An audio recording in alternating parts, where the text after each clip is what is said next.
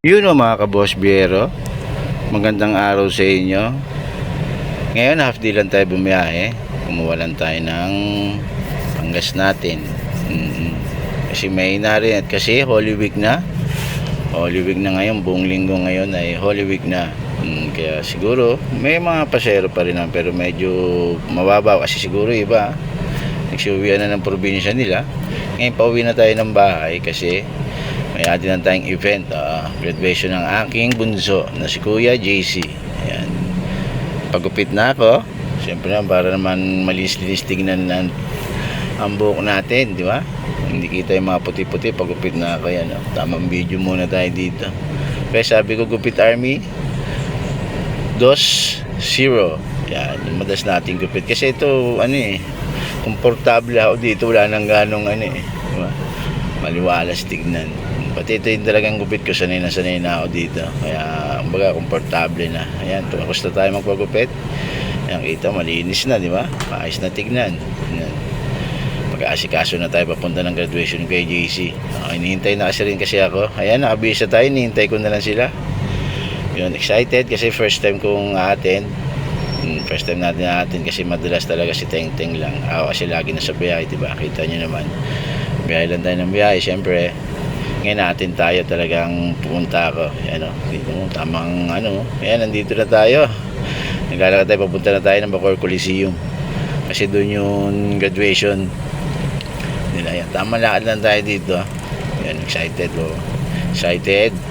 Si Boss Biero. Ayan o. Tuwa si Kuya JC o. Ayan, daming tao. Daming kagraduate. Kaya congrats sa mga graduate. May mga friends din tayo, mga kaibigan natin dun sa nag-graduate ng mga anak sabay-sabay. Kaya syempre proud parents at congrats sa mga bata na nagtapos. Yan, nandito tayo, ayan daming tao dito tayo. Hindi ko na makita sila kasi nakapilan na sila Teng Teng doon kasi nagpark pa nga ako. Ayun ang masama, ako sana kasama ni JC. Ayan, dito may nakita ako red ribbon, mga nila, mamon, saka may cake din, no? Sabi ko, bibili ba tayo nito? Kasi wala tayong pambili. Hanggang alam video muna tayo. Yan, mamaya tayo bibili niyan. Daming dito. Mga parents na hindi rin nakapasok kasi ang lang pala, isa lang ang pwede sa loob. Kasi nga marami nga naman, di ba? Yan. Bilang ko si Kuya JC nito. Pero ang kakain lang nito si ate. Ayan, nandito tayo ngayon sa labas, hindi tayo pinapasok.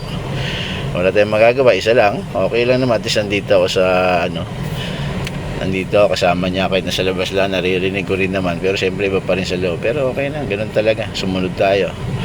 Kaya dito lang tayo abang-abang. Hindi natin matapos. Matagal daw to. Okay lang, kahit abuti na basta matapos, diba? Yun na naman matapos lang yung graduation. Tama lang tayo, chill lang tayo dito. Nakapagpahinga rin, diba? Ayan wow, hindi tayo nakapasok. Pero okay lang. Ito yung mga parents din, may iba dyan, umabsent pa, talagang na gano'n, hindi kami nakapalo, diba? Abang ang mga tatay. Yes, Kuya JC, congrats Kuya JC. Love you. Proud ng mga tita, mga lolo, lola. Thank you po. Maraming salamat. Thank you. Panibagong generation na naman, tatakin namin. Malayo na.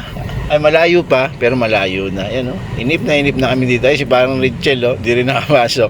Ganun talaga. Thank you. Congrats sa mga nag-graduate.